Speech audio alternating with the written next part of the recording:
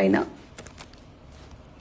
ఇక్కడ ఎలాంటి రిగ్రెట్ అంటూ లేదు. ఎందుకంటే నేను గెలిచాను కాబట్టి, నన్ను ప్రేమతో మీరు గెలిపించారు కాబట్టి, మీరందరూ నా కోసం ఉన్నారనే కాన్ఫిడెంట్, మీ అందరి లవ్ నా మీద ఉంటుందనే నమ్మకం నన్ను ఇప్పటికీ స్ట్రాంగ్గా ఉండమని చెప్తుంది. దిస్ ఈస్ ద రీజన్ నేను చాలా స్ట్రాంగ్గా ఉన్నాను. అండ్ మాటకి థ్యాంక్ యూ చెప్పడం, జస్ట్ థ్యాంక్స్ అనేది సరిపోదు. ఎప్పటికైనా మీకు నేను రుణపడి ఉంటాను. బికాజ్ నన్ను చాలా బాగా అర్థం చేసుకున్నందుకు.